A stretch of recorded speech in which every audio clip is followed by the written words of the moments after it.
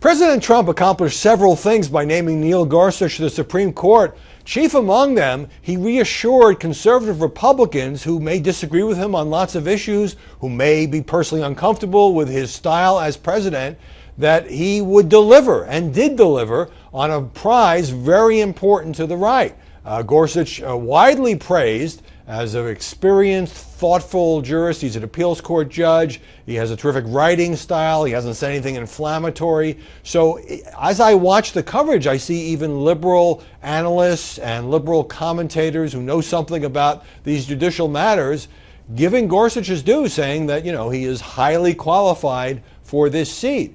So in one stroke, President Trump picked a guy who, certainly passed the credentials test, Harvard Law School, studied at Oxford and all of that. And he disarmed some critics on the left who might have objected more forcefully to a more, let's say, inflammatory choice. But this nomination battle is not going to come down to how qualified is Neil Gorsuch, just as last year's pick of Merrick Garland by President Obama didn't have anything to do with the fact that he was well qualified to sit on the Supreme Court. So the fact that Senate Republicans, even before Obama made a choice, said they weren't in the last year of his presidency going to provide hearings for anybody picked by Obama, has certainly created a bitter taste for Senate Democrats this time, who would like to slow this up, who are talking about filibustering, which could lead to the dreaded nuclear option by the Senate GOP, endorsed yesterday, by the way, by the president himself, and who are bitter, and understandably so. There is so much hypocrisy on this on both sides. When you have a chance to get your nominee voted on, you accuse the other side of being obstructionist.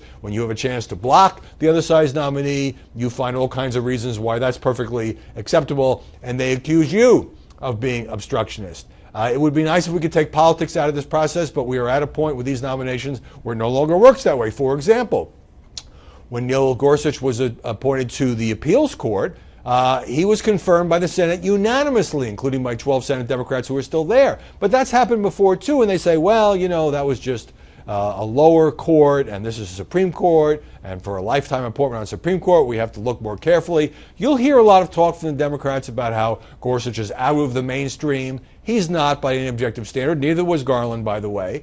But they can't just say, look, we're ticked off. We should have had this seat. The Huffington Post had this big headline, heist of the century. The Democrats feel the seat was stolen, that when Antonin Scalia died, President Obama should have had the opportunity at least to get a vote on his nominee.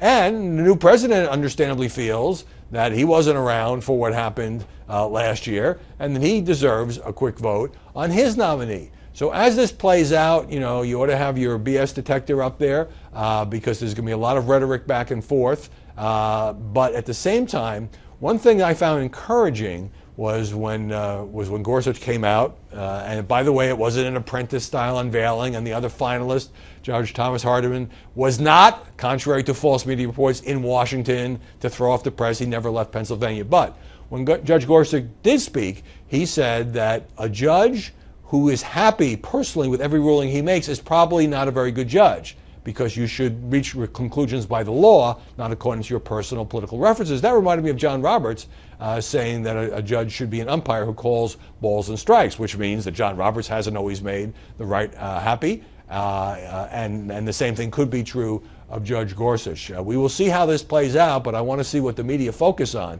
The qualifications of this guy, or the inevitable political sniping that has become a feature now of every Supreme Court nomination fight.